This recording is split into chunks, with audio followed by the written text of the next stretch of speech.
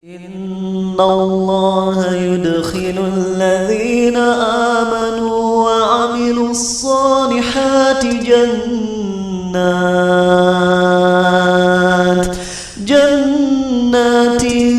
تجري من تحتها الأنهار يحلون فيها من أساور من ذهب ولؤلؤا ولباسهم فيها حرير وهدوا إلى الطيب من القول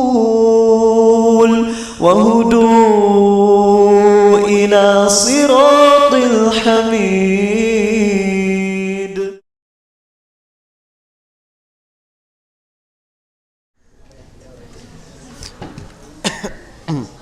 Oke, maaf yang lagi streaming di luar kota. Ini streaming IG udah ada ya? Instagram, alhamdulillah. Sip. Kelihatannya alhamdulillah ini lebih banyak dari pertemuan sebelumnya. Dan ngelihat nih anak-anak SMP makin banyak, Masya Allah. Ketika anak-anak kuliahannya pada sibuk ya dengan tugas-tugas, anak SMP yang pada datang jadinya banyak. Oke, kita mulai materinya. Insya Allah. Bismillahirrahmanirrahim. Wassalamu ala rasulillah. Kita loncat bab ini, salah bab. Harusnya pekan sekarang itu judulnya adalah kartu kojo atau kartu andalan. Itu bab 2 dari kitab Tauhid. Tapi salah ngasih judul dan keburu udah dibuat posternya. Ya udah nggak apa-apa, kita loncat ke bab 3 dulu ya. Yang judulnya adalah masuk surga lewat jalur VIP. Ada yang tahu nggak ceramah zaman dulu yang ngebahas ini ada di judul apa? 4,9 miliar. Oke, kita mulai materinya ya insyaallah. Bismillahirrahmanirrahim. Wassalamu ala rasulillah. Innal hamdalillah nahmaduhu wa nasta'inuhu wa nastaghfiruh. Sungguh segala puja dan puji hanya milik Allah. Kita puji Dia, kita mohon pertolongan dan ampunannya. Wa na'udzu billahi min syururi anfusina wa min sayyiati a'malina. Kita mohon perlindungan pada Allah dari keburukan diri kita dan keburukan amal perbuatan kita. May yahdihillahu fala mudhillalah. Barang siapa yang Allah beri hidayah, tak akan ada seorang pun yang bisa menyesatkan. Wa may yudlil fala hadiyalah. Dan barang siapa yang Allah sesatkan, tak akan ada seorang pun yang bisa memberi petunjuk. Asyhadu an la ilaha illallah. Aku bersaksi tiada Tuhan yang berhak disembah dengan benar kecuali Allah. Wa asyhadu anna Muhammadan abduhu wa rasuluh. Dan aku bersaksi Muhammad adalah hamba dan rasulnya. Amma ba'd. Allahumma salli ala Muhammad wa ala ahli Muhammad. Teman-teman, kita semua diperintahkan oleh Nabi SAW setiap kali kita mendengar nama beliau, ya, kita untuk mengucapkan sholawat. Apa ingin ada di antara teman-teman yang bisa ngasih tahu satu orang aja? Ada yang berani nggak? Nggak apa-apa. Ini bukan ria, tapi ini ingin motivasi dan ingin ngecek kalian ini bagaimana penghayatan tentang sholawat ini. Apa yang kalian rasakan saat kalian ngucapin Allahumma salli ala Muhammad wa ala ali Muhammad? Anda jujur, buat Arizal sendiri, ketika ngucapin kalimat Allahumma salli ala Muhammad wa ala ali Muhammad, dulu seringnya ngerasainnya nggak ada rasa apa-apa, cuman di lisan doang. Tapi ada nggak kira-kira di antara teman-teman yang menghayati kalimat ini? Ada nggak? Ada yang bisa? Oke, Haja ngasih tahu ya. Baru-baru ini ya, nggak lama saat ngebaca Allahumma salli ala Muhammad wa ala ali Muhammad, maka yang terngiang di otak dan juga teman-teman bisa ngikutin ini juga ya. Saat kita ngebaca Allahumma salli ala Muhammad wa ala ali Muhammad, coba bayangkan kita berada di tepi jurang neraka. Ya, kita berada di tepi jurang neraka, yang mana neraka ini warnanya hitam. Kita ada di ujung padang mahsyar, kita udah tinggal nyemplung aja, udah tinggal masuk. Kemudian Nabi Muhammad SAW memegang tangan kita, kemudian narik, kemudian ngebawa kita ke tempat yang selamat. Inilah hakikat diutusnya Rasul SAW. Saat beliau diutus, kita ini dalam kondisi sesat, kemudian kita ini diajak beliau untuk taat kepada Allah, ngejauhin dosa. Maka seharusnya kita saat bilang Allahumma sholli ala Muhammad wa ala ali Muhammad tuh hayati banget. Coba bayangin teman-teman, lagi ada di jalan, kemudian ada truk, langsung pas truknya mau nabrak kalian, di belakang ada yang ngedorong kalian. Kemudian akhirnya kalian pergi, kalian gak jadi ketabrak truk tapi ketabrak sedan gitu ya. Dan yang di belakangnya dia meninggal karena ketabrak truk. Kalian pasti akan syukur banget. Walaupun kalian ketabrak sedan tapi kalian cuma patah kaki, dibandingkan dengan yang di belakang dia rela mati dan dia ditabrak truk untuk nyelamatin kalian. Pasti kalian gak akan lupa kebaikan dia sampai mati. Pasti kalian ngedoain terus. Lalu bagaimana Rasul SAW itu beliau menyelamatkan kita bukan dari kecelakaan dunia, bukan dari musibah dunia. Beliau datang untuk menyelamatkan kita dari bencana yang sangat besar. Allah sebutkan tentang neraka Saqar. Wa ma adraka ma Saqar. Allah sebutin tuh ya di surat wa ma hiya illa dzikra lil bashar kalla wal qamar wal laili idz adbar was subhi idza asfar innaha la ihdal kubar nadhiran lil bashar liman syaa'a minkum ay yataqaddama aw yata'akhkhar. Allah bersumpah demi bulan, demi malam, dan demi Allah bersumpah dengan beberapa makhluknya. Kemudian Allah sebutin innaha la ihdal kubar. Neraka ini adalah salah satu bencana yang sangat besar, peringatan bagi orang-orang yang mau ngambil pelajaran. Dan ini neraka teman-teman semua. Kita kalau ngebahas tentang neraka itu Masya Allah, kita akan serem bagaimana Rasul SAW menggambarkan api dunia ini dibandingkan akhirat itu cuma 1 dari 70-nya. Yang mana teman-teman kalau kita ngedengar api, kalian yang bayangin apa? Lilin, kompor gas kan? Tapi sebenarnya yang dimaksud nar, ini kata guru Arizal Bilal Asad, beliau menyampaikan yang dimaksud dengan nar artinya kan api dunia. Apa definisi dunia? Sesuatu sebelum akhirat, itu dunia. Maka apapun api yang ada di alam semesta ini itu api dunia. Mau nanya, api yang terpanas yang kalian tahu apa? Bintang, matahari, itu termasuk api. Dan di neraka, kalau seandainya anggap aja ya, matahari itu nggak ada apa-apanya dibandingkan dengan bintang yang lain.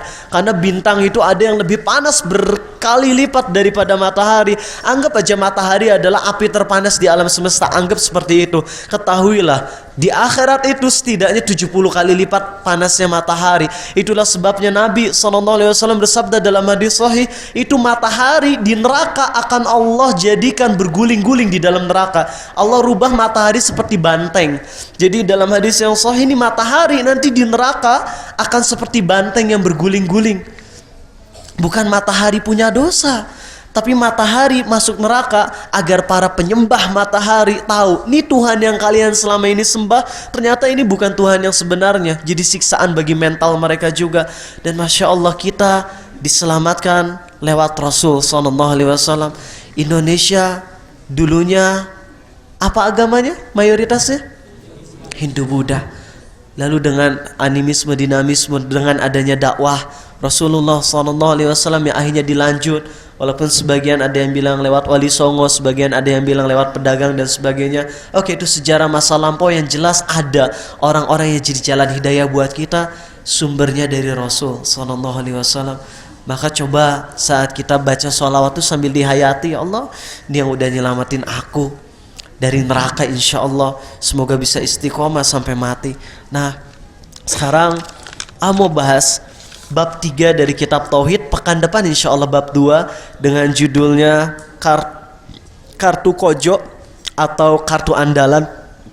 Nanti ngelihat yang paling bagus apa judulnya.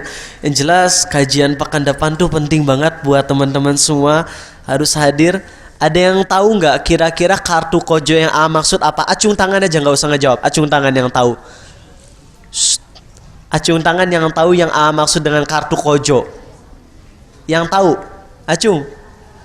Teman-teman mah malu aja ini sebenarnya. Yakin udah ada yang nonton video ini ya, tauhid yang zaman dulu. Oke, kita langsung bahas saja.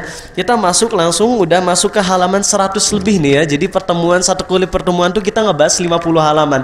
Tapi langsung to the point aja. Langsung menyampaikan beberapa ayat-ayat Quran. A'udzubillahi minasyaitonirrajim di surat ke-6 ayat 120. 16, maaf. Surat 16 surat apa? Hah? An-Nahl artinya apa? Kenapa Cing dinamakan surah An-Nahl? Takdir ya, betul ya. Karena emang ada ayat tentang lebah di sana ya. Di sini Allah berfirman, Inna Ibrahim kana ummatan qanitan lillahi hanifa wa lam yaku minal musyrikin. Kata Allah, sesungguhnya Nabi Ibrahim adalah seorang umat. Lah, umat. Kalau kalian dengar kata umat itu artinya apa? Orang banyak ya. Orang banyak ngebuat satu nation, satu umat. Nah ini kata Allah, sesungguhnya Ibrahim adalah umat yang dapat dijadikan teladan, lagi patuh kepada Allah, qanitan lillah, patuh sama Allah, dan juga hanif. Arti hanif ini lurus, jauh dari penyimpangan, dan sekali-kali Ibrahim tidak termasuk orang yang musyrik. Kita bahas dulu, kenapa Nabi Ibrahim dibilang oleh Allah disebut sebagai umat? Sok, ada yang tahu? Iya Bayu? Gak tahu. Karena emang zaman dulu umat di daerah tersebut cuma satu, Nabi Ibrahim doang. Gak ada yang beriman di muka bumi di daerah itu kecuali Nabi Ibrahim aja. Belum ada satupun yang beriman pada Allah. Ya, Nabi Lut kan sepupunya Nabi Ibrahim ya. Nabi Lut tuh keponakannya Nabi Ibrahim. Kan Nabi, masa Nabi gak beriman? Iya, Nabi Lut beriman tapi di daerah lain. Walaupun dekat sama Nabi Ibrahim, tapi Ibrahim itu dakwanya di beberapa tempat. Nabi Ibrahim dakwah di para penyembah bintang tuh apa ya? Para penyembah bintang disebutnya apa? Zoroaster ya? Kalau nggak salah Zoroaster, penyembah bintang. Beliau dakwah kepada ayahnya, dakwah ke banyak tempat, sampai yang Nabi Ibrahim dibakar tuh, Nabi Ibrahim dibakar sama raja apa tuh?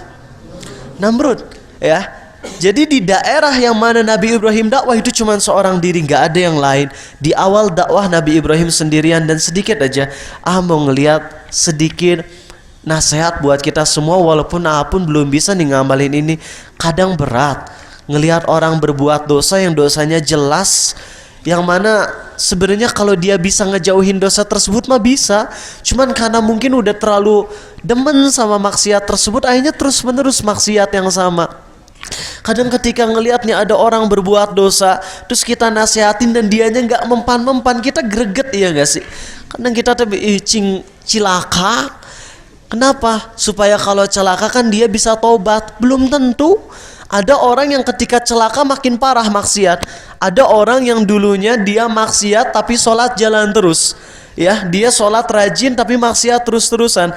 Giliran kecelakaan, maksiat berhenti, sholat pun berhenti. Mending yang mana?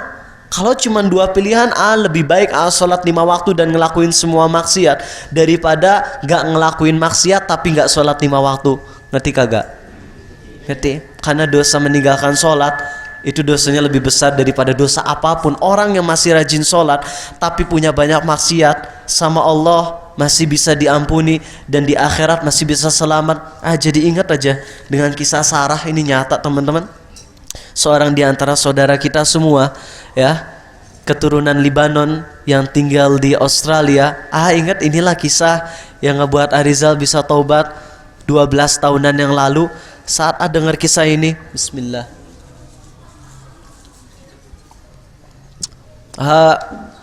duduk di tengah-tengah. Jadi Umar Zouk ngasih pengajian ngelingkar gitu, sedangkan malu untuk ngelingkar. Jadi Arizal ada di belakang lingkaran. Kemudian beliau menyampaikan tentang seorang di antara hamba Allah keturunan Libanon yang tinggal di Australia, dalam kondisi ibu bapaknya meninggalkannya. Ya, seorang diri, ini perempuan ini Sarah sendirian, dan dia umurnya baru belasan tahun. Dia kerjanya sebagai apa? Pub, yang di tempat minuman keras, sebagai penuang birnya. Coba bayangin teman-teman. Tapi Allah maha pemberi hidayah, ini Al-Hadi. Allah yang maha pemberi hidayah. Suatu saat Sarah lagi main ke rumah temennya yang muslim. Lagi main tuh dengan mobilnya, main ke rumah temannya yang muslim, duduk dengan nggak pakai hijab. Dia dalam kondisi nggak nutup aurat karena dia emang muslim tapi dia nggak tahu apa-apa tentang Islam, nggak pernah sholat. Akhirnya dia lagi duduk, kemudian dia nyetel aja TV ya, cetek. Langsung ada ceramah dari Ustadz Khalid Yasin. Beliau ngedengar ceramahnya dan beliau tersentuh dengan ceramah tersebut. Akhirnya Sarah ngirim surat ke Khalid Yasin, email, kemudian menyatakan, saya ini orang Islam tapi orang tua saya udah meninggalkan saya sekarang sendirian tinggal di Australia sebagai pekerja di tempat minuman keras. Saya pengen tahu lebih dalam tentang Islam. Langsung Khalid Yasin ngasih chatnya, kemudian habis itu dikasih nasihat. Mulailah Sarah suka sholat 5 waktu. Udah rajin sholat 5 waktu, dia kirim email lagi ke Khalid Yasin. Khalid Yasin menyampaikan, sekarang Syekh, aku udah keluar dari pub minuman keras. Alhamdulillah udah keluar dari pub, udah keluar dari diskotik. Kemudian dia terus belajar Islam, rajin sholat. Kemudian dia ngirim surat lagi, Syekh, sekarang aku udah pakai hijab, Alhamdulillah. Kemudian habis itu dia terus saja ngirim surat sampai yang akhir dia bilang, wahai Syekh, semoga Allah ampuni dosa-dosaku yang masa lalu. Aku bersyukur Allah kasih aku hidayah lewat dirimu. Dan alhamdulillah beberapa hari yang lalu aku pergi ke dokter. Kemudian dokter menyampaikan bahwasanya aku positif kena kanker. Dan aku gak akan tinggal lama setelah hari ini. Dan dengan izin Allah, alhamdulillah Sarah meninggal setelah tobat dari dosa-dosanya. Lihat bagaimana seorang ulama ini menyampaikan dakwahnya dengan lemah lembut ke seorang yang kerja di tempat minuman keras. Kadang-kadang kita ngelihat orang maksiat langsung keras tanpa tahu dulu kondisi dia. Bisa jadi dia ngelakuin maksiat itu karena emang belum tahu, atau dia udah tahu tapi dia belum sanggup ninggalin dosa tersebut. Maka sudah sepantasnya saat kita ngelihat orang berbuat dosa, walaupun jujur belum bisa mengamalkan sendiri ya, karena emang berat. Tapi inginnya sih kalau ngelihat orang berbuat dosa tuh kita dakwahnya lemah lembut, sampaikan, Masya Allah, semoga Allah ampuni dosamu. Kamu tahu gak kalau ini dosa? Ajak ngomong dengan baik-baik. Insya Allah dengan kayak gitu akan lebih tersentuh dengan dakwah. Tapi emang anu kehel teh udah dilemah lembutin malah nentang gitu ya. Itu yang ngebuat paling kehel. Tapi ya lihat Nabi Ibrahim, kenapa beliau disebut umat? Umat tuh artinya dua. Pertama umat, nation, sekumpulan dari orang membuat satu umat. Dan penafsiran kedua dari umat adalah orang yang memiliki segala macam sifat kebaikan seorang imam yang soleh. Jadi imam yang soleh, misalnya Abu Bakar kan soleh tuh, sebagai imam, sebagai orang yang soleh juga. Semua sifat baik yang dimiliki oleh seorang imam ada pada Nabi Ibrahim. Makanya Nabi Ibrahim disebut sebagai umat. Dan ketika Nabi Ibrahim ngelihat kaumnya nyembah berhala, apa ucapan Nabi Ibrahim sih? Apa ucapan Nabi Ibrahim saat umatnya nyembah berhala, kaumnya nyembah berhala? Ucapannya indah banget. Beliau bilang, Rabbi innahunna amlalla kathiran minan nas faman tabi'ani fa innahu minni wa man asani fa innaka ghafurur rahim. Ya Allah, andai aja dari mereka yang menyembah berhala itu ada di antara mereka yang mau mengikuti jalanku, maka mereka berarti termasuk golonganku, termasuk orang Islam. Namun kalau ada di antara mereka yang tetap menyimpang, tetap mendurhakaiku, maka sesungguhnya Engkau ya Allah yang Maha Pengampun lagi Maha Penyayang.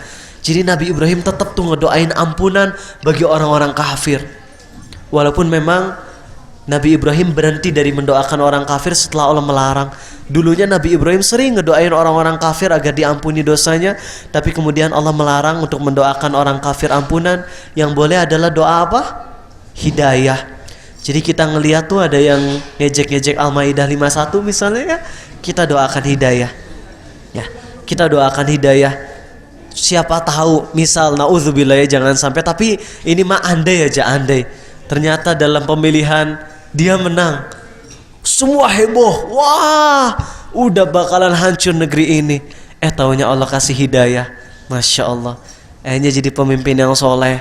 Kemudian nanti Jakarta jadi kota yang menerapkan syariat Allah. Masya Allah, kajian sunnah di mana-mana, luar biasa ya nggak sih? Nanti beliau ikut kajian Ustadz Syafiq Reza Basalamah. Aduh, itu mantap banget ya. Mimpi, cuman nggak apa-apa. Kita bisa atau berharap mah nggak ada masalah ya. Kita berharap banget dia dapat hidayah. Tapi ya buat Ariza sendiri mah berharapnya jangan deh, jangan kepilih lagi ya. Oke, kita lanjut teman-teman. Di sini tadi tentang Nabi Ibrahim, Allah memuji Nabi Ibrahim karena dia benar-benar menerapkan tauhid ya. Sekarang langsung aja ke materi ini. Bagaimana caranya masuk surga lewat jalur VIP? Lewat jalur yang mana kalau kita lewat jalan itu kita nggak akan disiksa, nggak akan diazab, nggak akan dihisap. Dan baru aja kemarin ngebaca satu hadis yang serem dari Aisyah, di mana Nabi SAW tuh bersabda, barang siapa yang dihisap maka dia pasti akan binasa. Loh, kata Nabi SAW apa? Dalam hadis Sahih Bukhari, barang siapa yang dihisap dengan teliti maka dia pasti disiksa, maka dia pasti binasa. Kemudian Aisyah berkata, ya Rasulullah, bukankah Allah berfirman, فَأَمَّا مَنْ أُوتِيَ كِتَابَهُ بِيَمِينِهِ فَسَوْفَ يُحَاسَبُ حِسَابًا يَسِيرًا. Barang siapa yang diberikan kitabnya di tangan kanan, maka mereka akan dihisap dengan hisap yang ringan. Apa kata Nabi SAW? Itu adalah ird. Ird artinya apa? Penyodoran amal. Sedangkan barang siapa yang dihisap dengan teliti, maka dia pasti binasa. Subhanallah, maksudnya apa teman-teman? Di akhirat itu cuman ada dua kemungkinan, hisap ringan atau hisap yang berat. Dan hisap yang ringan itu bukan kita dibacain dosa-dosanya, bukan. Jadi hisap yang ringan yang Allah maksud dalam ayat Al-Quran adalah Allah menyodorkan kitab kita di tangan kanan kita. Kemudian habis itu kita bacanya cuman amal soleh doang di dalamnya. Kemudian kita akan bilang, ha umuqra'u kitabiyah, wahai orang-orang, lihat di catatanku nih, ini catatan amal-amalku. Itulah hisap yang ringan. Jadi yang dimaksud dengan hisap yang ringan adalah ketika Allah menyodorkan kitab amal kita di tangan kanan kita, kemudian kita bahagia, beres. Itulah hisap yang ringan. Sedangkan kalau misalnya hisap kita adalah sampai dibuka catatannya, kemudian diberitahukan dosa-dosanya, maka pasti akan binasa, celaka, atau setidaknya stres luar biasa. Dan hisap berat yang paling ringan, sekali lagi, hisap berat yang paling ringan, ada yang ingat hadisnya? Itu hadis Sahih Muslim. Ini adalah hisap berat yang paling ringan. Dan dia ngerasa dirinya benar-benar sangat bahagia banget. Adalah seseorang yang dihadirkan di hadapan Allah seorang diri. Hadis Sahih Muslim. Kemudian Allah akan berkata kepada hamba ini, apakah engkau ingat dengan dosamu yang ini? Sang hamba bilang, iya ya Allah, aku pernah melakukan dosa itu. Dosa yang ini, iya ya Allah, aku pernah melakukan dosa itu. Dosa yang ini, pernah ya Allah. Sampai hamba tersebut merasa dirinya pasti akan masuk neraka. Dia udah ngerasa stres, udah celaka. Tapi Allah berfirman, dulu di dunia aku telah tutupi aib-aib dan dosa-dosamu, dan di hari ini aku ampuni dosamu. Itu adalah hisap berat yang paling ringan.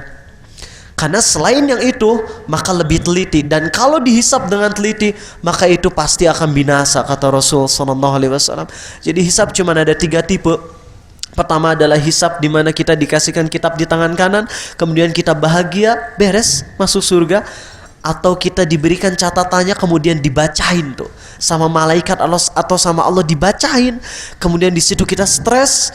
Dan di hari kiamatnya jangan kira adem, enggak. Ketika kita lagi dibacakan itu, kita dalam kondisi tersiksa juga. Bayangin matahari di atas kepala kita 1 mil, sekitar 1,5 kilometer di atas kepala kita, sambil dibacakan dosa-dosa kita. Kita tersiksa di sana. Tapi yang paling ngebuat lega adalah saat Allah berfirman, dulu di dunia aku tutupi aib-aib dan dosa-dosamu, dan di akhir ini aku ampuni dosamu. Masya Allah, akhirnya di situ lega. Tapi adapun hisap yang lebih berat dari itu, maka pasti siksaannya dahsyat. Semoga Allah jadikan kita orang yang dihisap dengan tanpa hisap, ya. Amin, insya Allah. Bukan dihisap dengan tanpa hisap. Semoga Allah jadikan kita orang yang masuk surga tanpa hisap, insya Allah. Nah teman-teman, mari kita langsung ke pembahasan ini. Oh ya, di sini ada satu ayat lagi. Ada yang bawa tisu teman-teman? Maaf banget ya. Ada tak? Makasih Arif. Ini yang kemarin ngedengerin ceramah di SMA 6. Mulut nggak bisa terlalu lebar bukanya karena emang lagi sariawan di sekelilingnya. Dan tadi sekedar lucu aja cerita dikit ya. Anak Arizal Takeru nih, kalian lihat tadi lewat sini jaim banget ya, jaga iman banget gitu ya. Masih kecil tuh mending imut banget dia. Kalau ada orang banyak tuh dia hati-hati gitu. Tapi kalau di rumah overactingnya luar biasa, Masya Allah ya. Nah tapi dia pun perasa banget orangnya, Masya Allah. Jadi Takeru ini orangnya sangat perasa. Tadi kan Arizal lagi makan sayurnya biasa pedes pisan gitu ya, ada favorit. Pas Arizal lagi makan kena sariawan langsung otomatis air mata bercucuran. Dia langsung nangis beneran. Takeru teh ngeliatin ayah gitu. Dia lagi makan juga sama, karena sering beli ke tukang bakso tapi cuma toge doang, toge pakai sambal, pakai saus gitu ya. Makan dan Takeru juga seneng, dan dia senengnya pedes juga. Baru 2 tahun seneng makan pedes. Udah disediain mangkok, Teh Syifa istri Arizal makan, Takeru makan. Pas lagi makan langsung otomatis keluar air mata, langsung Takeru tuh ngeliatin, ya gitu diam. Enggak apa-apa sayang, ini ayah nangis karena sakit gitu ya. Sok sayang makan. Enggak. Langsung habis itu langsung sendoknya langsung disimpan, langsung dianya nangis. Langsung pengen dipeluk sama Arizal gitu. Nangisnya sampai sesegukan, coba bayangin, padahal Arizal nangisnya gara-gara cabai itu ya. Ya Allah, ini lucu banget. Oke. Dan teman-teman, ini Masya Allah, ada satu ayat lagi, surat ke-23 Al-Mu'minun ayat ke-59. Allah berfirman, "Walladzina hum bi rabbihim la yusyrikun." Ayat selanjutnya, "Walladzina yu'tuna ma ataw wa qulubuhum wajilatun annahum ila rabbihim raji'un." Dan mereka yang tidak mempersekutukan Allah dengan apapun, dan mereka yang bersedekah dalam kondisi hati mereka takut akan kembali kepada Tuhannya. Kata para ulama, ayat ini maksudnya adalah orang-orang yang istiqomah dalam beramal soleh, tapi hatinya masih tetap takut kalau dirinya nggak diterima amal solehnya. Dia beramal soleh, tapi dia tetap dalam kondisi nggak sombong. Yang kata para ulama, bedanya orang mukmin dan orang munafik itu apa? Orang mukmin tuh terus-menerus beramal soleh, dalam hatinya tetap takut kepada siksa Allah, tetap takut kalau amalnya nggak diterima, takut kalau tobatnya nggak diterima. Adapun orang munafik, dia melakukan maksiat terus-menerus, dalam kondisi hatinya merasa aman dari siksa Allah. Kita termasuk golongan yang mana? Mungkin kita pindah-pindah, kadang iman baik, kadang kayak munafik, tapi seperti itu harus berjuang ya. Nah oke, sekarang langsung masuk ke pembahasan inti, yaitu sebenarnya bab ini adalah bab ketiga dari kitab Tauhid ini. Judul aslinya adalah barang siapa merealisasikan Tauhid, niscaya dia masuk surga tanpa hisab. Ini adalah bab 3. Pekan depan bab 2. Jadi kita loncat bab 3 dulu baru bab 2. Nanti pekan yang selanjutnya judulnya takut pocong gitu ya. Ada orang-orang yang takut pocong dan ngerasa kalau saya takut pocong saya masuk neraka nggak ya? Berarti saya udah takut selain Allah dong gitu. Nanti insya Allah kita akan bahas di situ. Nah, sekarang mau bahas, teman-teman di sini agak ngejelimet bahasanya, siap-siap konsentrasi. Ini yang di luar udah nggak bisa masuk lagi ya Jack ya? Itu udah penuh di belakang, nggak ada space lagi? Ya alhamdulillah lah, syukur ya bisa ngaji sampai penuh kayak gini. Semoga ini adik-adik disemangatin ya, terutama anak-anak SMP SMA. Ayo ingetin kalian, kalau yang SMP nanti masuk SMA, yang SMA nanti masuk kuliah. Ingat, Allah akan nguji kalian. Nanti pas sudah SMA akan diuji mungkin dengan ekstrakurikuler. Ada yang diujinya karena DKM. Jadi pas SMP rajin ikut ceramah, rajin ikut kajian Islam. Pas masuk SMA, masuk ke DKM, ternyata pas di rohisnya malah sibuk sama acara, sibuk sama keorganisasiannya, bukan sibuk sama belajar Islamnya. Akhirnya jadi kendor, iman makin kendor. Makanya di SMA Negeri PIP Bandung ya, di sebuah SMA, nggak perlu nyebut ini SMA yang di Ciampelas, nggak usah disebut ya.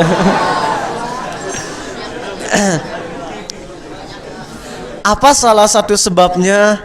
Anak-anak ini Masya Allah dari dulu, dari semenjak Dari semenjak dulu kajian sampai sekarang mereka tuh istiqomah datang, walaupun dulu sempat kajiannya tuh sempat di Sarijadi, jadi di masjid gang kayak gitu, karena emang susah nyari masjid karena masjid biasanya penuh di hari tersebut.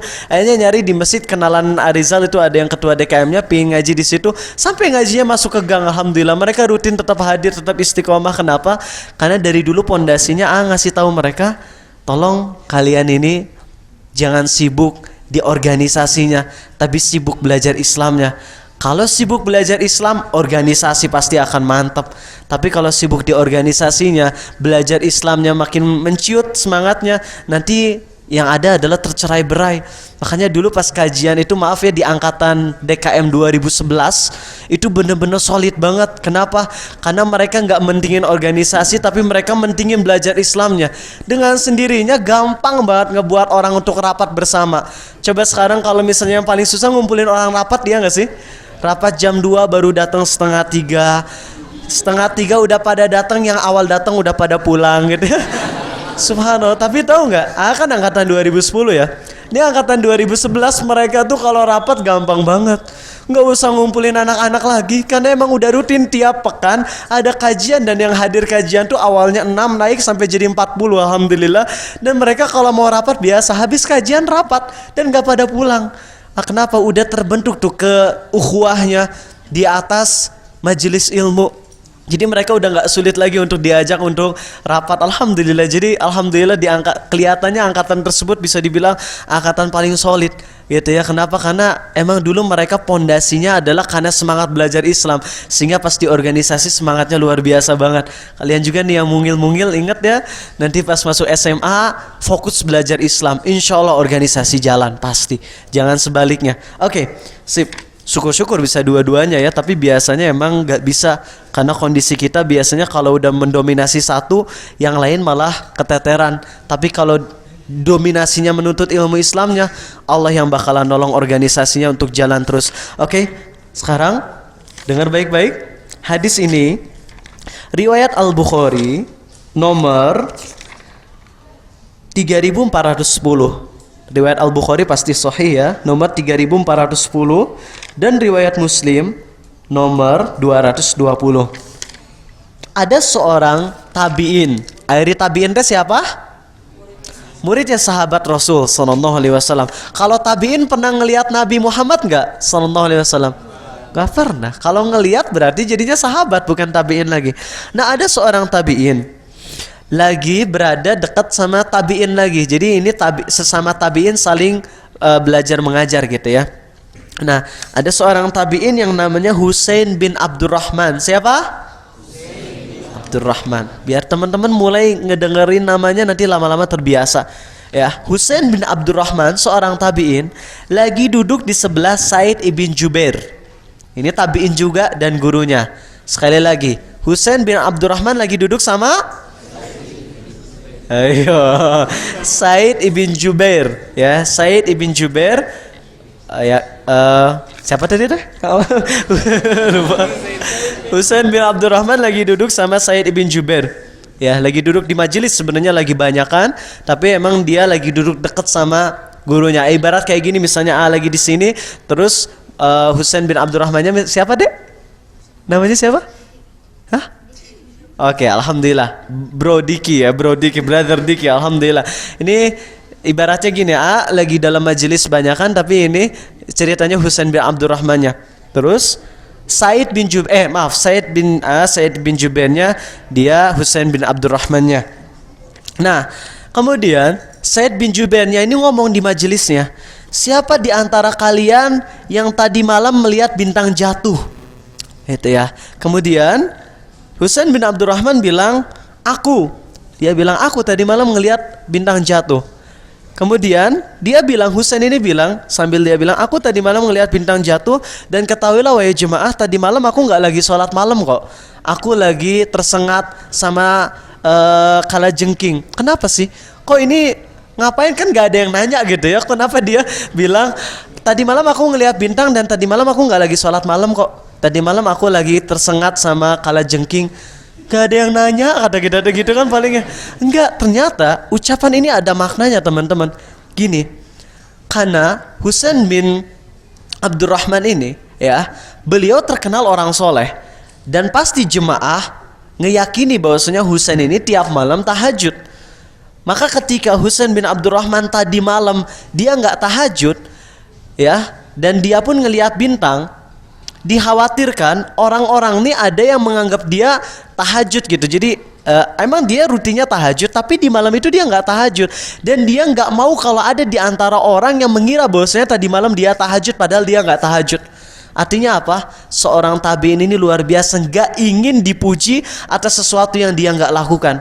Beda sama orang zaman sekarang ya, dia rutin puasa Daud misalnya, sehari puasa sehari enggak.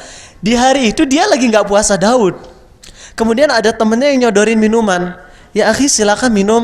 Terus oh ya makasih, dia diam aja. Kenapa diam? Puasa? Padahal nggak lagi puasa, tapi dia tuh ingin dipuji kalau dia lagi puasa. Ngerti nggak teman-teman?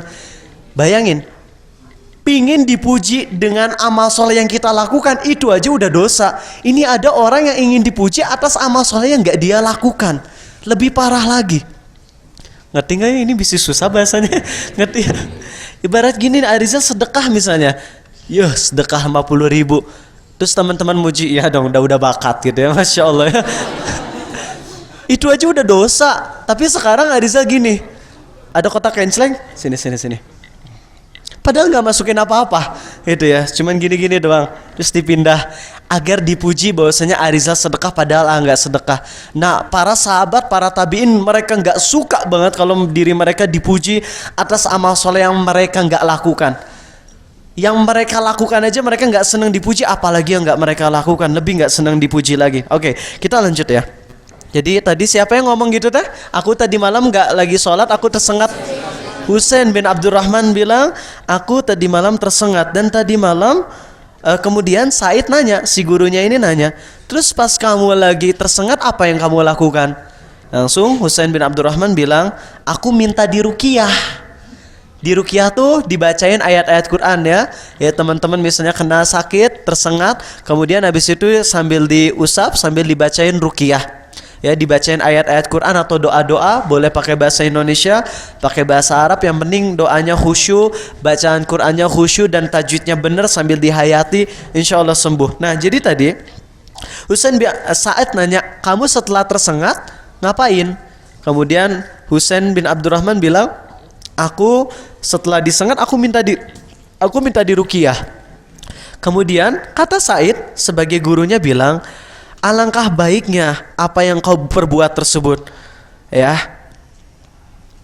Oh maaf sebentar, sekali lagi ulangin lagi. Kata Husain bin Abdurrahmannya apa? Setelah aku tersengat aku minta diruqyah. Kemudian Said nanya, kenapa engkau minta diruqyah? Husain bilang, aku minta diruqyah karena aku mendengar satu hadis dari Abdullah bin Abbas, dari Buraidah bin Al-Husayb, bahwasanya dia berkata, Nabi Muhammad SAW bersabda, tidak ada ruqyah kecuali karena ain atau karena sengatan binatang berbisa. Sekali lagi, Nabi SAW bersabda, tidak ada ruqyah kecuali karena tertimpa ain atau karena terkena sengatan binatang yang berbisa. Jadi kata si Husain ini, karena aku mendengar hadis itu bahwasanya kalau misalnya kena ain atau kena sengatan binatang berbisa harus diruqyah, makanya aku minta diruqyah. Kayak gitu. Akhirnya Said ibn Jubair bilang apa? Alangkah baiknya orang yang mengamalkan apa yang dia dengar. Jadi dia muji, kamu udah bagus nih ngamalin hadis yang kau tahu, tapi aku akan menyampaikan satu hadis dari Abdullah bin Abbas bahwasanya Rasulullah SAW bersabda. Jadi sebentar belum ngelanjutin. Di sini ada pelajaran dulu.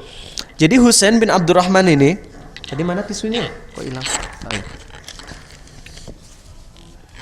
Husain bin Abdurrahman ini dia mengamalkan hadis nggak tadi? Dia mengamalkan hadis karena dia ngedengar hadis apa? Tidak ada ruqyah kecuali untuk ain dan sengatan binatang berbisa. Karena dia tahu hadis itu, akhirnya dia amalkan. Oh, berarti boleh diruqyah ya kalau aku kena sama itu sengatan. Akhirnya dia minta diruqyah. Berarti dia mengamalkan hadis. Cuman ternyata tabi'in yang satu ini dia belum membaca hadis yang lain yang lebih komplit. Sedangkan Said bin Jubair telah mengetahui satu hadis lagi yang lebih komplit, yang lebih sempurna pemahamannya, sehingga dia nggak lagi mencela muridnya, enggak, tapi dia malah memuji, engkau udah bagus tuh ngamalin hadis yang kau tahu, tapi aku menyampaikan satu hadis lagi dan ini lebih baik lagi. Kenapa? Karena ini lebih rinci penjelasannya tentang masalah ruqyah. Inilah penjelasan tentang ruqyah. Kan ada yang nanya, boleh gak sih di ruqyah? Nah, inilah penjelasannya. Nabi Muhammad SAW bersabda, ya, umat-umat ditampakkan kepadaku, ya, maka aku melihat ada seorang nabi yang diikuti oleh orang kurang dari 10. Ada pula seorang nabi yang hanya diikuti oleh 1 atau 2 orang, dan ada juga seorang nabi yang tidak diikuti oleh seorang pun. Jadi ini beliau lagi cerita Nabi Muhammad SAW diwahyukan oleh Allah, entah di Isra Mi'raj atau entah di mana, ini berita gaib kita imani, tapi kita nggak usah membayangkan ini kapan diperlihatkannya, kan ini belum akhirat, ini udah wahyu. Kalau udah wahyu udah kita percaya aja, nggak usah dipikir-pikir ini terjadinya kapan ya. Yang jelas ini terjadinya di hari kiamat, tapi kapan disampaikannya ke Nabi SAW, apakah saat Isra Mi'raj, kita nggak tahu. Yang penting kita imani hadis ini.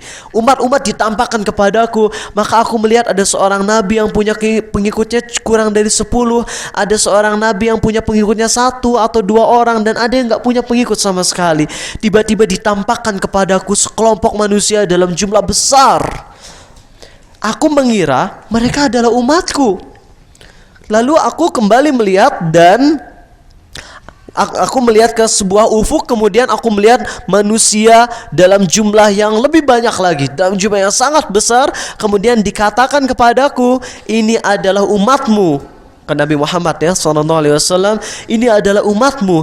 Di antara mereka terdapat 70.000 orang yang masuk surga tanpa hisab dan tanpa azab. Dalam riwayat yang lain disampaikan, jadi kelompok pertama yang beliau lihat banyak banget itu kaumnya siapa? Nabi Musa alaihissalam. Beliau ngira itu kaum beliau, tapi ternyata itu kaum Nabi Musa. Akhirnya ditampakkan kaum yang lain yang lebih banyak, dan inilah kaummu. Akhirnya setelah itu disampaikan dari orang yang banyak itu, dalam riwayat yang lain itu sejauh mata memandang ufuk. Kalau ufuk tuh kalian ngelihat gini, lihat berapa derajat sih kalian bisa ngelihat kanan kiri? 101. Ini kagok 140 ya. Wallahu alam, pokoknya kita kalau lagi ngelihat gini, kita bisa ngelihat sekitar 140 derajat kalau nggak salah ya. Kalau 180 nggak mungkin. Gitu ya. Mata kita enggak, itu kalau 360 derajat itu byakugan itu paling juga ya yang bisanya. Oke. Kita bisanya sekitar 140 derajat. Nah, itu ufuk. 140 derajat ke kanan sejauh mata memandang, kiri, atas, bawah, itulah ufuk. Sebanyak itulah umat Rasul SAW. Dan kata malaikat atau kata Allah, di antara mereka ada 70.000 orang yang masuk surga tanpa azab dan tanpa hisab. Beres saja beliau menyampaikan hadis tersebut, tapi nggak dikasih tahu siapa orang-orangnya. Akhirnya ketika beliau menyampaikan hadis tersebut, beliau bangkit kemudian pulang ke rumah. Para sahabat melongo, siapa ya kira-kira yang 70.000 itu? Akhirnya mereka diskusi satu sama lain, siapa yang mereka? Sebagian sahabat ada yang bilang, oh mungkin itu mah orang-orang yang dekat sama Rasul SAW. Sebagian lagi ada yang bilang, oh mungkin itu mah orang-orang yang emang lahir setelah adanya Islam. Jadi setelah kedatangan Rasul SAW. Kalau kita kan para sahabat dulunya kan musyrik ya, sebelum kedatangan Rasul SAW kan dulunya musyrik, baru masuk Islam. Nah, menurut para sahabat ini kayaknya nih yang 70.000 itu mah orang-orang yang lahir setelah adanya syariat Nabi Muhammad SAW. Akhirnya mereka saling diskusi apa yang terjadi. Nabi SAW keluar pada keesokan harinya atau pada malam itu, tapi kalau nggak salah dalam riwayat yang lain keesokan harinya beliau keluar dan ternyata melihat para sahabat lagi berbincang-bincang tentang siapakah 70.000 manusia tersebut yang masuk surga tanpa hisab dan tanpa azab. Hanya beliau sampaikan, mereka adalah orang-orang yang punya 4 karakteristik ini ya. Mereka adalah orang-orang yang tidak minta diruqyah. Mereka adalah orang-orang yang tidak minta diruqyah. Mereka tidak minta berobat dengan besi panas. Kalau besi panas yang modernnya apa ya? Aku puntur, kamu puntur, kalian puntur, ya itu mungkin aku puntur bisa termasuk. Aku puntur teh besi gitu, emang jarum terbuat dari besi? Bukan ya? Aluminium. Aluminium mah dibakar malah lehat ya. Ya pokoknya dalam hadis ini Nabi SAW bersabda mereka yang 70.000 itu adalah orang-orang yang tidak minta diruqyah pertama. Kedua, tidak berobat dengan besi panas. Ketiga, tidak bertatoyur. Tatoyur itu percaya dengan tahayul gitu. Ada kupu-kupu berarti ada tamu ya. Ada burung kukuruk berarti ada orang yang mati ya. Kemudian lewat depan kucing hitam berarti sial, jadi harus ngambil jalan yang lain. Itu semua adalah tatoyur, tahayul ya. Kemudian kalau duduk di tengah pintu nanti nggak dapat jodoh gitu ya. Tapi itu ada benernya juga, soalnya jodohnya nggak bisa masuk rumah gitu ya. Mau ngelamar gimana dihalangin gitu. Cuman nggak, ini yang dimaksud oleh ya agama zaman dulu ya, itu banyaknya keyakinan-keyakinan seperti itu. Termasuk juga ramalan bintang dan sebagainya, itu masuk ke dalam cakupan tatoyur.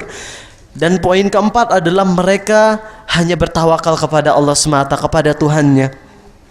Lalu sahabat namanya Ukasyah bin Mihsan bangkit dan berkata, ya Rasulullah, berdoalah kepada Allah agar aku bisa termasuk golongan di antara mereka. Dan Nabi SAW bersabda, kamu termasuk golongan mereka.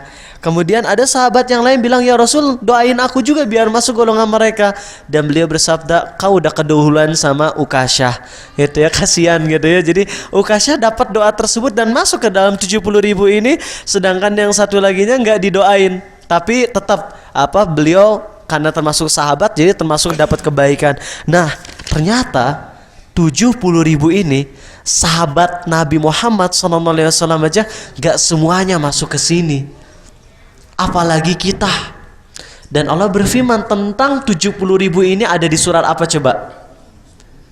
Ada ini di Al-Quran. Walaupun gak disebut 70.000-nya, tapi ini adalah tafsir dari ayat Quran surat apa? والسابقون السابقون أولئك المقربون في جنات النعيم ثلة من الأولين وقليل من الآخرين. Subhanallah. Wasabiqun as-sabiqun, orang-orang yang lebih dahulu dalam beriman.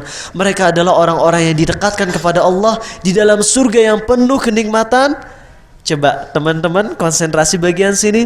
Thullatum minal awwalin, banyak dari kalangan yang awal. Wa qalilum minal akhirin, dan sedikit dari kalangan yang akhir. Mau nanya nih, kalangan awal yang dimaksud itu dari zaman Nabi Adam atau dari zaman Nabi Muhammad SAW? Kalau dari zaman Nabi Muhammad SAW, maka bayangin sahabat yang jumlahnya 140.000 aja gak semuanya masuk ke 70.000. Kata Allah apa? Banyak dari golongan awal. Kalau emang ini ditafsirin dengan umat Nabi Muhammad SAW, berarti 70.000 itu sebagian besarnya udah untuk para sahabat Rasul SAW. Sedangkan dari zaman beliau wafat sampai sekarang itu dibagi. Menurut di antara kita teh nggak nyampe satu gitu ya, subhanallah. Tapi ada tafsir yang lain, ada yang berpendapat bahwasanya itu adalah dihitungnya dari zaman Nabi Adam, berarti lebih sedikit lagi. Kalau gitu berarti dari zaman Nabi Adam tuh banyak, dari zaman Nabi Muhammad SAW sahabat aja udah dikit banget, apalagi ke kita kayaknya hampir nggak ada ya. Lihat aja kita coba, pertama kita nggak pernah percaya. Kita nggak pernah minta diruqyah, sukses ya. Kita nggak pernah berobat dengan besi panas, sukses. Kita nggak pernah tatoyur, wah ini bagian sininya udah banyak yang gagal ya. Bisikan-bisikan yang sifatnya nggak sesuai dengan syariat Islam itu pun udah tatoyur. Seperti kepercayaan kalau misalnya malam Jumat roh-roh yang udah meninggal tuh bangkit lagi, sehingga harus dibacain ayat-ayat tertentu biar masuk lagi gitu ya. Masya Allah. Jadi ayat-ayat Quran teh seakan-akan teh buat mengusir roh-roh yang jahat gitu ya. Subhanallah. Nah, dan mereka selalu bertawakal kepada Allah. Lihat we pas kalian lagi ujian sok kagak tawakal kan buktinya nyontek ya. Gagal kita semua udah. Kalau udah pernah ngelakuin salah satu dari 4 ini terus tobat gimana? Kalem. Ya nanti akan dibahas insyaallah. Nah, teman-teman semua, di sini ya akan bahas sedikit demi sedikit. Pertama, tafsir dari tidak minta diruqyah. Sekarang jam berapa nih? Waduh, 7 menit lagi. Oke, kita secepatnya ya. Pertama, tidak minta diruqyah. Kalau ngeruqyah boleh nggak? Nah, ada satu hadis riwayat Muslim yang menyatakan meruqyah juga sama. Kalau kita ngeruqyah jadi gagal juga jadi yang 70.000 orang ini. Tapi lafaznya syadz. Syadz artinya ganjil, sehingga walaupun riwayat Muslim, tapi lafaz ini harusnya dibuang karena nggak sesuai dengan kriteria yang disepakati mayoritas. Intinya meruqyah nggak apa-apa. Meruqyah, bedanya meruqyah sama diruqyah gimana? Nih, misalnya namanya siapa dek? Hah? Duta besar. Oke. Ini duta, misalnya duta lagi kena kala jengking. Kemudian megang tangannya duta sambil ngebacain surah Al-Fatihah. Ariza berperan sebagai apa? Peruqyah. Duta yang diruqyah. Nah, meruqyah maupun diruqyah boleh. Meruqyah dan diruqyah boleh. Dan kalau meruqyah, duta diruqyah itu nggak akan gagal jadi yang 70.000 ini. Yang gagal itu kalau minta diruqyah. Artinya kalau misalnya Arizal sakit, dulu Arizal sempet ya, karena dulu emang Arizal ikut tenaga dalam, kadang-kadang mulai tangan ini panas, tangan dan kaki ini panas. Kalau tangan kata istri meron, habis megang cabe, ya kalau tangan masih mungkin megang cabe panas, tapi ini masalahnya panasnya di tangan, di muka dan di kaki. Meron megang cabe terus wudu gitu. Enggak. Soalnya ini panasnya udah dari malam, makan cabenya udah beberapa hari yang lalu, dan panasnya ketika malam itu sampai pagi, dan nggak kena apa-apa yang sifatnya panas, tapi itu panasnya kerasa banget dan ini ngereng-ngereng kayak mau kesurupan gitu. Apa yang terjadi? Pas lagi itu lagi ngisi di SMA 19, nggak minta diruqyah. Cuma bilang, akhi ada yang punya es? Sambil ceramah sambil megang es, gitu ya. Hanya ngucur gitu ya di sini, sampai itu yang ceramah 3 bulanan yang lalu, bukan yang kemarin ya. Abil, ya, dan Lutfi, dan juga satu orang lagi Ariza lupa. Mereka pas datang sama si Reza atau dari Alsen ya, mereka datang kemudian mereka bilang, izinkan kami ngeruqyah AA. Jadi nggak minta diruqyah, tapi merekanya sendiri yang inisiatif. Nah ini yang bagus. Karena Arizata emang berharap diruqyah tapi nggak mau minta gitu ya, karena bisa gagal jadi ini. Tapi mereka yang inisiatif ngeruqyah itu nggak apa-apa. Jadi sekali lagi, meruqyah boleh nggak? Diruqyah boleh. Yang bukan nggak boleh, minta diruqyah pun boleh. Tapi kalau minta diruqyah akan gagal menjadi orang yang 70.000 yang masuk surga tanpa hisab dan azab. Artinya kalau kalian, tapi kita mah emang udah gagal itu ya, udah UAS juga kita nyontek wae, udah nggak tawakal, udahlah. Nah, udah kagok sekalian aja, udah gagal ya gagal gitu ya, udah nggak ada continue lagi, udah game over gitu ya. Ya kalau kayak gini ya udahlah, kalau kalian emang udah putus asa menjadi yang 70.000 ini ya udah, mau gimana lagi, minta diruqyah nggak apa-apa. Ya kalian kesurupan dan kesurupannya baru setengah kesurupan, masih bisa ngomong, bilang aja, saya kesurupan, tolong ruqyah saya. Gitu ya, boleh. Itu bukan boleh ya makruh, tapi boleh, halal. Ya, oke. Kita lanjut, jadi ngerti ya yang dimaksud minta diruqyah. Adapun meruqyah boleh, diruqyah pun boleh, selama meruqyah dan diruqyahnya harus dengan cara yang benar. Cara yang benar gimana? Bacain ayat-ayat Quran. Bagian yang sakitnya pegang pakai tangan kanan. Ya, kalau misalnya dia kesurupan, ludahin. Kalau perlu maaf ya, buka mulutnya, kemudian ludahin mulutnya. Ya jangan sambil dicium, jangan atau buka mulut orang yang kesurupannya, kemudian lihat sambil baca ukhruj ya aduwullah, keluar wahai musuh Allah, ludahin, jangan pakai dahak gitu. Jadi saya tanya lari. Masya Allah. Saya tanya larinya gara-gara dahak bisa jadi loh. Enggak sih sebenarnya, emang nggak diperintahkan pakai dahak, tapi yang diperintahkan adalah ngeludah dengan ludah cukup cuh tanpa ada keluar air liur sama sekali, jadi sekedar angin doang. Oke. Hotaru. Ini rekamannya ada, cuman ini habis baterainya, jadi nanti tinggal dipotong tambalnya pakai ini. Oke, sip. Oke, kita lanjut. Langsung aja colokin. Ya, sampai 5.15. Dikit lagi. Tadi meruqyah boleh, diruqyah boleh, minta diruqyah hukumnya makruh walaupun halal, tapi akan gagal menjadi yang 70.000 orang masuk surga tanpa hisab dan azab. Kedua, tidak minta dikei. Hukum kei sendiri, ya, boleh nggak sih dikei, yaitu diobati dengan besi panas. Ini emang pengobatan yang sangat ampuh, ya. Dan kesimpulannya, pertama, ada dalam hadis Sahih Bukhari, Nabi Muhammad SAW itu pernah mengutus seorang tabib untuk memotong uratnya Ubay bin Ka'ab dengan besi panas. Jadi Nabi SAW pernah menyuruh seorang tabib untuk memotong uratnya Ubay bin Ka'ab, karena Ubay bin Ka'ab lagi ada penyakit apa sehingga harus dipotong uratnya.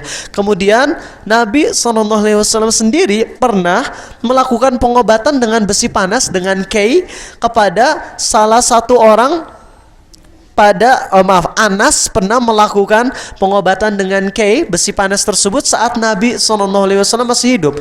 Berarti disetujui, takrir.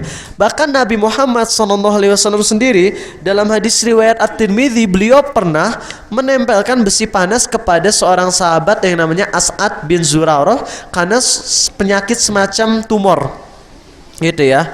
Nah, dari hadis ini terdapat kesimpulan Nabi pernah SAW pernah melakukan kei. Jadi intinya melakukan pengobatan dengan kei itu hukumnya boleh.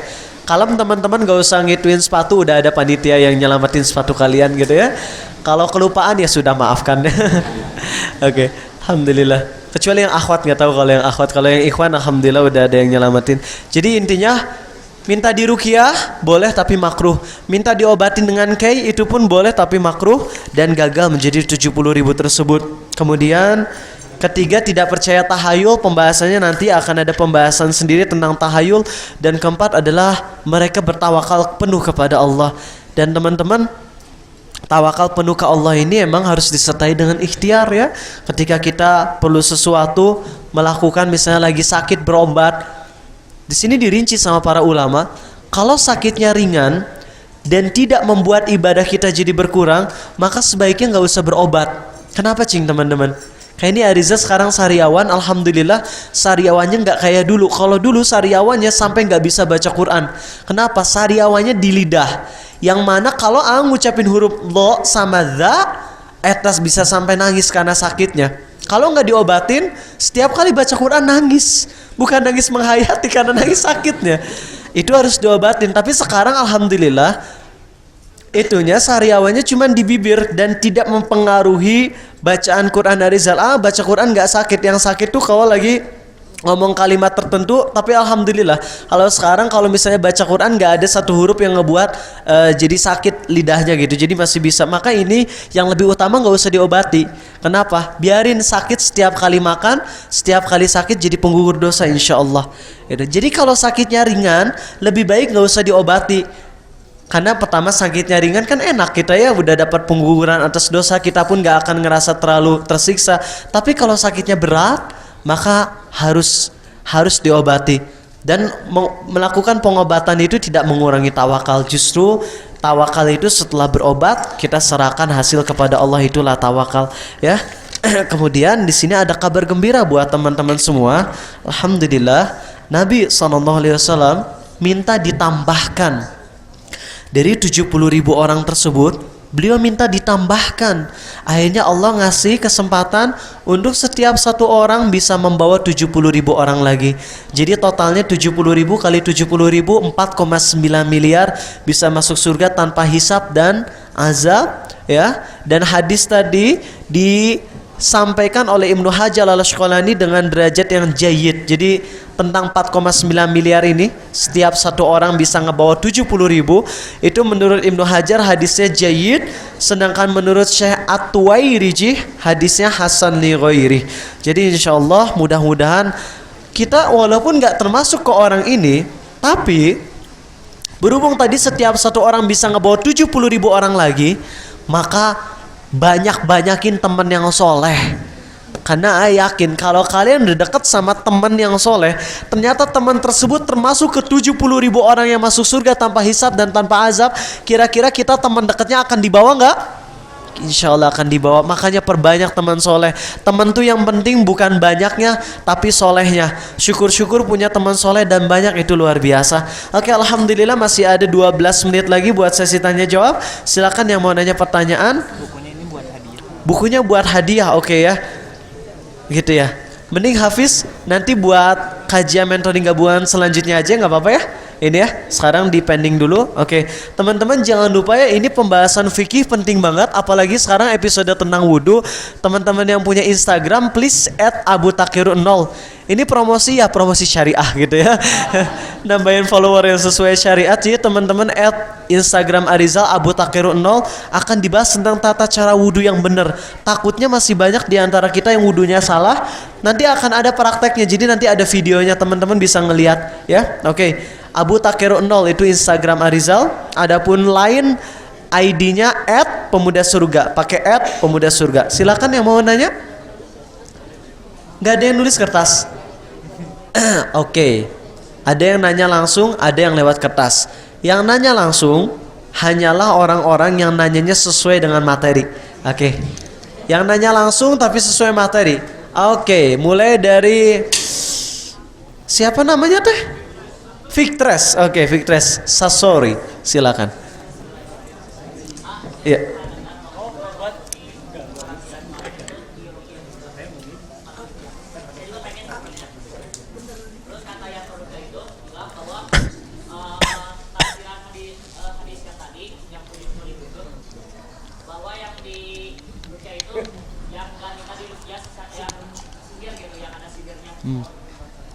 Ya. Iya. Ya, memang di sini ada ikhtilaf ulama ya tentang tafsir hadis tidak minta diruqyah. Ini ada ikhtilaf ulama, ada 3. Pertama, pendapat yang Arizal pegang yaitu mutlak, nggak boleh minta diruqyah sama sekali kalau mau masuk yang 70.000 golongan ini. Ini pendapat pertama, ya. Artinya kalau misalnya dia minta sih boleh-boleh aja, cuman gagal jadi yang 70.000 golongan. Ini penafsiran pertama. Penafsiran kedua, boleh malah minta diruqyah, tapi ketika minta diruqyah, hatinya harus tetap bergantung sama Allah. Gak boleh bergantung pada si peruqyahnya. Itu penafsiran kedua. Penafsiran ketiga adalah boleh minta diruqyah asal minta diruqyahnya bukan dengan ruqyah yang syirik. Seperti contohnya tuh yang sampai apa? Harus makan es kelapa muda, kemudian dibacain terus kelapanya harus disimpan di dalam tanah. Nah, ini ruqyah-ruqyah syirik. Ada yang penafsirannya seperti itu. Emang ini ada ikhtilaf, tapi yang paling aman adalah pendapat yang Arizal pegang. Karena kalau pendapat yang pegang, otomatis pendapat kedua, ketiga pun tercakup dengan pendapat nomor 1 ini. Itu ya Fikres ya. Alhamdulillah. Oke, pertanyaan selanjutnya yang dari kertas dulu ya. Yang akhwat belum ada yang nanya dari kertas? Sip. Udah? Oh, ini udah dikasih ya. Kalau menemani ibu yang minta diruqyah oleh seorang ustadz itu gimana? Apa nggak masuk juga ke yang 70.000 tanpa hisab dan azab? Nggak, kalau kita sekedar nemenin ya. Tapi ibunya bisa nggak masuk. Tapi teman-teman hati-hati sekarang teh banyak peruqyah dukun berkedok ustadz tuh banyak. Dan ini ketika orang tua kita ada yang nggak paham, kita jangan marahin tapi kita sampaikan.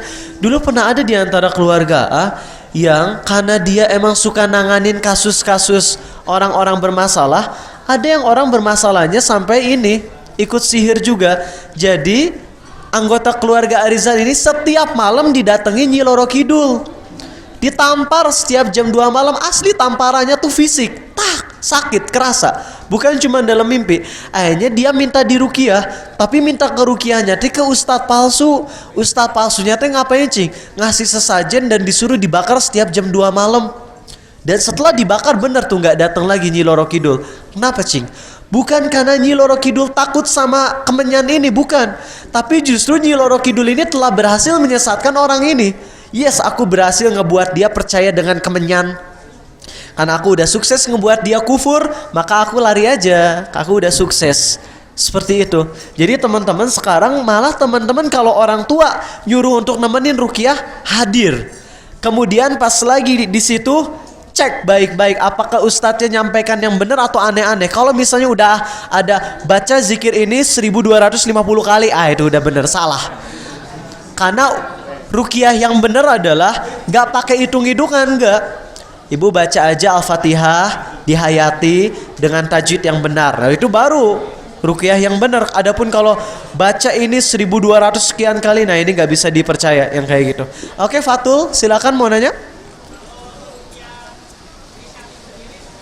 Meruqyah diri sendiri boleh, bahkan itu yang terbaik, ya. Jadi kita dan ruqyah itu, maaf, tadi hadisnya tidak ada ruqyah kecuali untuk ain dan sengatan, tapi itu maksudnya bukan berarti nggak boleh ruqyah untuk selain yang kedua ini.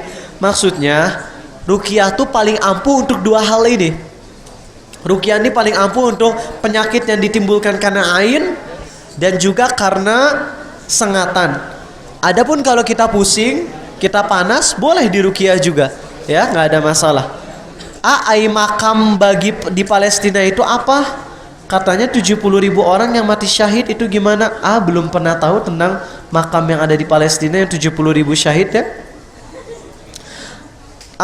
Kalau baca syahadat setelah wudhu itu harus menghadap kiblat atau enggak? Soalnya kata gurunya harus menghadap kiblat, enggak ada perintahnya untuk harus menghadap kiblat.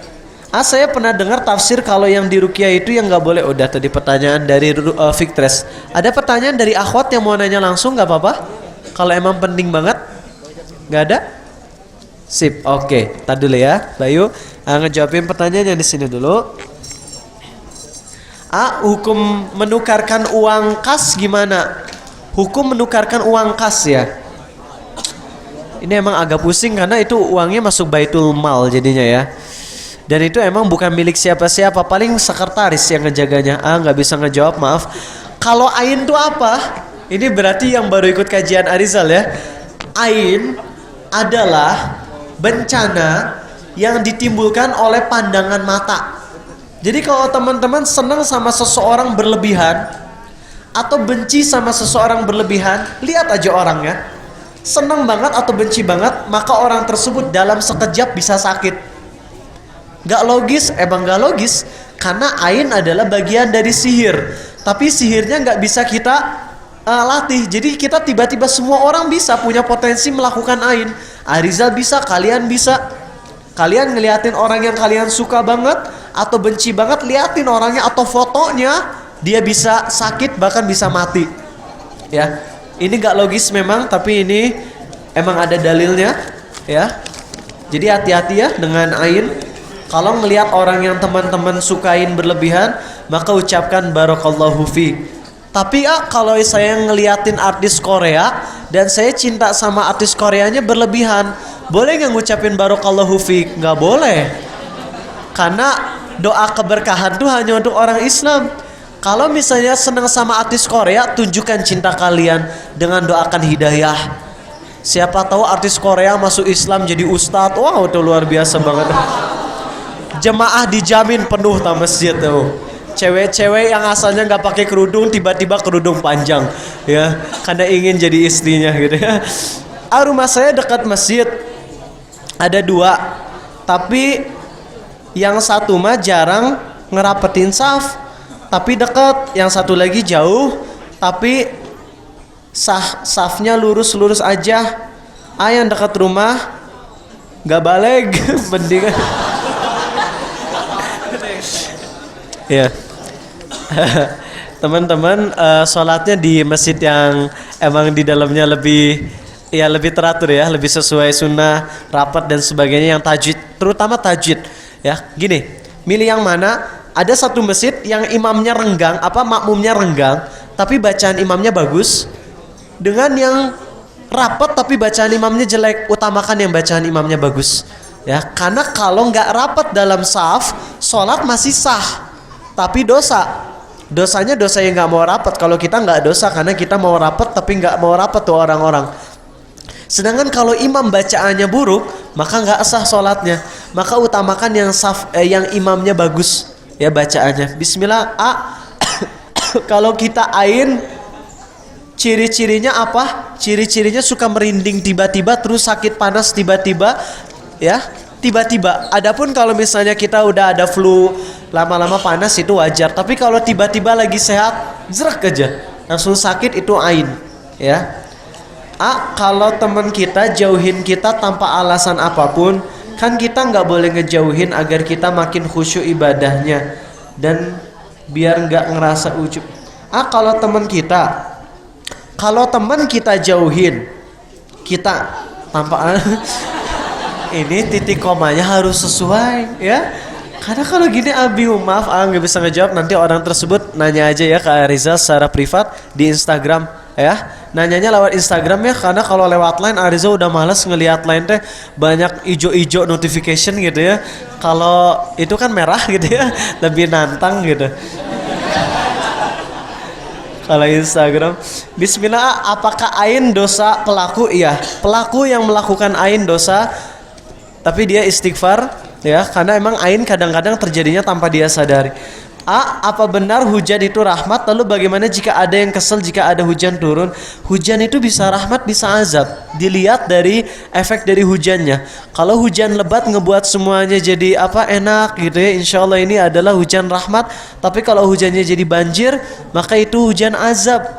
Agar kita nyadar, ingat sama Allah lagi. Oke, alhamdulillah, insya Allah hari Minggu kita kajian di Masjid Al-Furqan UPI. Dan pekan depan nanti nggak tahu ya apakah di SMA 5 atau di Unisba. Sarankan mau di SMA 5 mau di Unisba, teman-teman tetap hadir ya, insya Allah. Subhanakallahumma wa bihamdik, asyhadu an la ilaha illa anta astaghfiruka wa atubu ilaik. Ada kemungkinan besar di SMA 5 pekan depan ya. Jadi buat yang lagi streaming dan sebagainya, insyaallah kita ketemu lagi. Assalamualaikum warahmatullahi wabarakatuh.